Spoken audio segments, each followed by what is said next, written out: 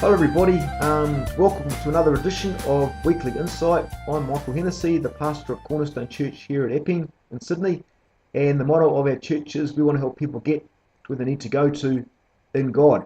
That's our motto. We're a Junction Church. I've been talking the last couple of weeks about a topic called crossing the Jordan, and how God puts these life-changing moments in front of us sometimes, and he tells us to cross over from the old into the new, realizing that if we cross over into the new, we're not going to be the same again.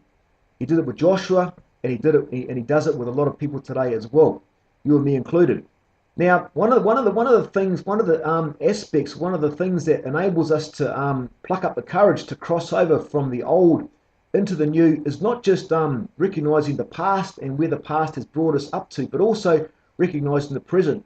Joshua did that, and Joshua did that in the following way. I just want to read a verse to you. Joshua chapter 1 verse 2, it says the following: "My servant Moses is dead. Now therefore arise, go over this Jordan, you and all this people, to the land which I give to them, the sons of Israel." And he goes on to say, in Joshua chapter 1 verse 10, it says, "Then Joshua commanded the officers of the people, saying," verse 11, "pass through the host and command the people, saying, prepare food for yourselves, for within 3 days you are crossing over this Jordan." God spoke to Joshua, and in 3 days they did it. There was an immediacy about what they had to do, and they did it fairly quickly after God had told them to do that.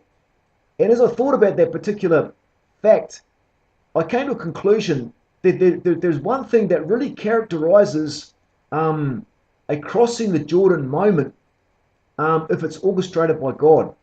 There's a couple of things actually.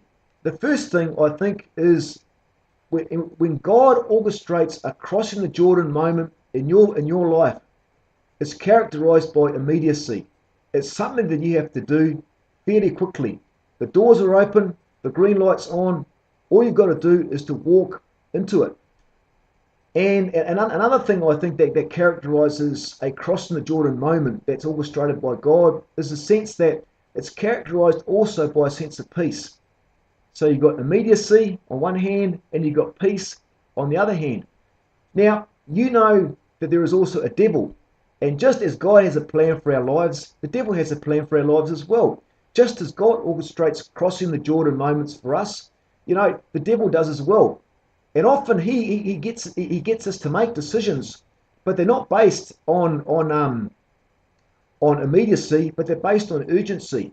They're not based on a sense of peace, but they're based on pressure. And there's lots of examples of people in the Bible. Abraham's one of them. He was supposed to give birth to Isaac, but he was put under pressure by his wife Sarah. Instead, he gave birth to Ishmael, which wasn't God's perfect plan for his life. And that had consequences, as every decision does. But it's really good because God is a God of graciousness. God is a God of mercy, and God, most of all, is a God of peace. So if you're going through a crossing the Jordan moment, maybe there's something there's an opportunity that's before you, and you know that if you walk into that opportunity, it's going to change you forever. It's going to have a long-term effect on your future. Before you make the step to cross over into that new thing, just ask yourself a couple of things. Is this crossing the Jordan moment characterized by immediacy or by urgency? Is it characterized by peace, the peace of God, or is it characterized by pressure? You must do it now, otherwise it's not going to work. I think God gives us wisdom, and I think God gives us all the tools we need to live a successful life. And I really believe, if as we're making these crossing the Jordan decisions, I really believe that God gives us the tools, just as he gave Joshua the tools to make the decision to cross over. And those two things that he gave Joshua were immediacy, do it within a short space of time.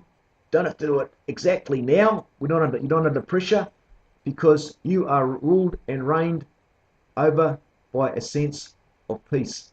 God bless you. May his peace be your compass, and may his peace enable you to make good decisions, especially decisions that have long-term consequences for your future. God bless you, and we'll see you next week. See you later. Bye.